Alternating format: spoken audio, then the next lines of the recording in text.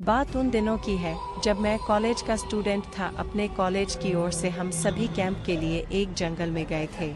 हल्की ठंड थी।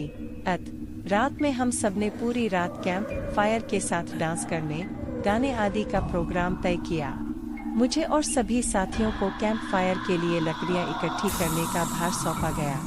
मैं निकला तो सबके साथ ही, लेकिन जंगल के प्राकृतिक सौंदर्य में भटकता हुआ अकेले बहुत दूर कहीं निकल गया। अचानक आसमान बादलों से भर गया और गरज के साथ बारिश होने लगी। बादलों के लगातार गरजने से मैं पेड़ के नीचे खड़ा रहना मुनासिब न समझ आसपास किसी घर की तलाश में एक दिशा में भागने लगा। मुझे कुछ ही दूरी पर एक लाल ईंटों से बनी शानदार बिल्डिंग नजर आई। बिल्डिंग रोशनी से पूरी नहाई हुई थी और उसमें ढेर सारे लोग हैं, ऐसा दूर से ही लग रहा था।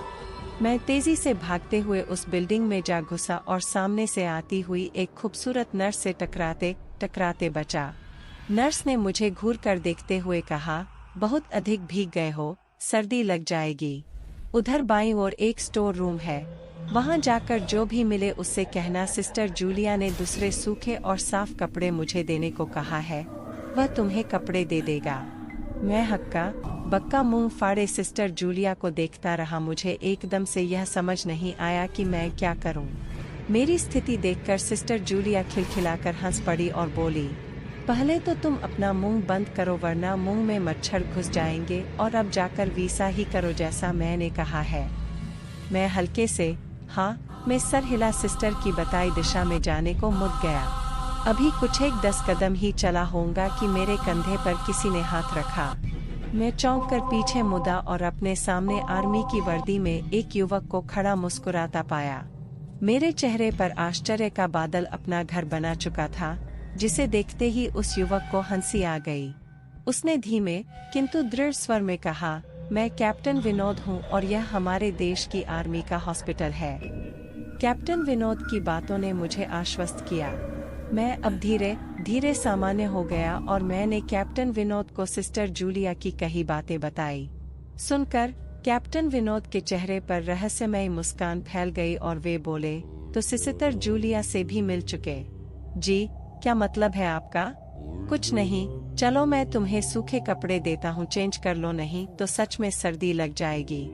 और मैं कैप्टन विनोद के पीछे पीछे एक बड़े से कमरे में पहुंच गया। कमरे के चारों ओर हरे रंग के पर्दे लगे हुए थे। एक और एक बड़ा सा बेड पड़ा हुआ था और उसके सामने एक सोफा था। बीच में एक टेबल था जिस पर 2 ग्लास, एक बड़ी बोतल ब्रांडी की और 1 या 2 पत्रिकाएं पड़ी हुई थीं। कमरे के एक कोने में एक बड़ी सी अलमारी थी, जिसमें से कैप्टन विनोद ने एक आसमानी रंग का कुर्ता पायजामा निकालकर मुझे दिया और कमरे से लगे बाथरूम की ओर इशारा किया। मैं बाथरूम से कपड़े चेंज कर जैसे ही निकलने लगा, मेरी नज़र बाथरूम की एक दीवार पर पड़ी। वह खून के छींटों से भारी हुई थी। यह देखकर मैं घबरा गया और जल्दी से बाहर निकलने को मुड़ा कि बाथरूम में लगे आईने में खुद को ही देखकर चौंक गया। आईने में मेरा पूरा शरीर तो नजर आ रहा था, लेकिन मेरे शरीर पर से मेरा सर गायब था। अब मुझे डर लगने लगा और मैं हड़बड़ा कर बाथरूम से निकल गया। मुझे इस तरह बाहर निकलते देख कैप्टन विनोद ने हंसकर पूछा, क्या हुआ? अरे हाँ, तुमने तो अब तक मुझे अपना नाम ही नहीं बताया। कहाँ जाओगे? बाहर बहुत तेज बारिश हो रही है, लेकिन तुम जाना क्यों चाहने लगे अचानक, यह मैं समझ नहीं पा रहा हूँ। कैप्टन विनोद, आपकी बाथरूम की एक दीवार पूरी खून के छींटों से भरी हुई है और आपके बाथरूम में लगा आईना भी कुछ अजीब सा है। उसमें मुझे मेरा पूरा शरीर तो दिखाई दिया, लेकिन मेरा सर ही गायब था। मैं अब बिल्कुल भी नहीं रुकूंगा, यहाँ बारिश में ही भीगता हुआ अपने कैंप तक जाऊंगा। कहते हुए मैं कमरे से बाहर जाने वाले दरवाजे की ओर बढ़ा। रुको! तभी कैप्टन विनोद की कड़कती आवाज गूंजी, तो तुमने सब कुछ देख ही लिया? जी, क्या मतलब है आपका? मेरी आवाज में डर भर गया था। मतलब चाहे जो हो, तुम तब तक यहाँ से नहीं जा सकते जब तक मैं तुम्हें कुछ बता न दूं। क्या बताना चाहते हैं आप? जो आज तक कोई न जान सका। जो आज तक कोई न जान सका वह मैं जानकर क्या करूँगा? प्लीज अब मुझे जाने दें। मैं डर से रुआसा हो गया। नहीं, बिल्कुल भी नहीं, और तुम्हें मुझसे डरने की भी कोई जरूरत नहीं। सैनिक सबकी रक्षा के लिए होते हैं, मैं भी तुम्हारी सुरक्षा ही कर रहा हूँ। कैप्टन विनोद के स्वर में कोमलता थी। आओ मेरे साथ इस सोफे पर बैठ जाओ। मैं तुम्हें एक कहानी सुनाता हूँ। कहानी खत्म होते ही मैं तुम्हें तुम्हारे कैंप तक जीप से छोड़ आऊंगा। वैसे भी तुम अपने साथियों से काफी आगे निकल आए हो, वहां तक तुम अब चलते हुए शायद पहुंच न पाओ। कैप्टन विनोद के स्वर में जाने कैसी आश्वस्ति थी। मैं जाकर उनके बगल में बैठ गया। कैप्टन विनोद ने कहना शुरू किया, दुश्मनों ने धोखे से हमारे अस्पताल को अपना निशाना बनाया। दुश्मन देश के 2 सैनिक हमारे सैनिक के वेश में एक हमारे ही घायल सैनिक को लेकर आए। वह घायल था और हमारे देश की सेना ने उसे बहुत ढूंढा लेकिन नहीं मिला था। शायद साजिश के तहत उसे घायल होते ही घुसपैठियों ने कहीं छुपा दिया था। अचानक अपने खोए सैनिक को अपने हॉस्पिटल में पास सभी खुश हो गए और बिना अधिक पड़ताल किए हॉस्पिटल के गेस्ट रूम में घायल को लेकर आने वाले छद्मवेशधारियों को ठहरने की इजाजत दे दी गई। अभी उस सैनिक का इलाज चल ही रहा था कि जोरों का ब्लास्ट हुआ और पूरा हॉस्पिटल एक पल में खंडहर में तब्दील हो गया। लेकिन हॉस्पिटल तो अपनी शानदार स्थिति में खड़ा है। मेरी बातों को अनसुना कर कैप्टन विनोद ने अपनी बात जारी रखी। कोई नहीं बचा उस ब्लास्ट में। दीवार पर पड़े खून के छींटे भी उसी ब्लास्ट में मारे गए हॉस्पिटल के कर्मचारियों के हैं। हाँ, पर यह हॉस्पिटल तो मुझे खंडहर नहीं दिखता। जवाब में कैप्टन विनोद के चेहरे पर रहस्य भरी मुस्कान फैल गई और उनका चेहरा अजीब से भावों से भर गया। मैं उनके चेहरे को देखकर अंदर से दहल गया। फिर भी मैंने हिम्मत कर पूछा, आप उस ब्लास्ट में बाग कैसे गए?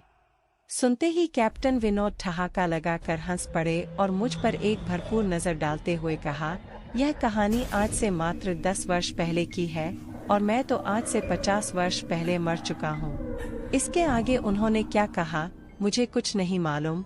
चेहरे पर गीलेपन का एहसास जब काफी हुआ तो मैं जैसे नींद से जागा। मुझे घेरे हुए मेरे सभी सहपाठी और टीचर खड़े थे। मेरे आँख खोलते ही मेरे सर ने कहा, थैंक गॉड, तुम्हें होश आ गया। तो क्या मैं बेहोश था? हाँ, तुम जंगल में जाने कहाँ भटक गए थे। जब सभी लौट आए और तुम नहीं आए तो हम सभी मिलकर तुम्हें ढूंढने निकले। काफी दूर जाने के बाद हमने एक जीप आती दिखाई दी जिसमें एक आर्मी मैन तुम्हें पीछे की सीट पर सुलाए हुए हमारे कैंप को ढूंढते हुए आ रहे थे। उन्होंने हम सबको भी अपनी जीप पर बिठाया और कैंप तक छोड़ा। हमने उन्हें काफी रोकने की कोशिश की लेकिन वे यह कहते हुए चले गए, अभी नहीं रुक सकता, एक जरूरी काम है। जब हमने तुम्हारे बेहोश जाने और उन तक तुम्हारे पहुंचने के बारे में पूछा तो बोले, सोमेश ही बताएगा और जो भी बताएगा वह सब अक्षरश सच होगा। सबकी उत्सुक निगाहें अपनी ओर लगी देख मैंने धीमे स्वर में पूछा, प्लस क्या उनका नाम कैप्टन विनोद था? सर ने हाँ में सर हिलाया। मैंने सबको उधर चलने को कहा जिधर से सबने जीप आती देखी थी। पहले तो सर तैयार नहीं हुए लेकिन मेरे बहुत कहने पर वे राजी हो गए। सुबह होते ही हम उधर की ओर गए। मैं उस जगह पर पहुंचकर गहरे आश्चर्य में डूब गया। वहां एक अधजला खंडहर था जिसके एक टूटे पत्थर पर लिखा था आर्मी हॉस्पिटल।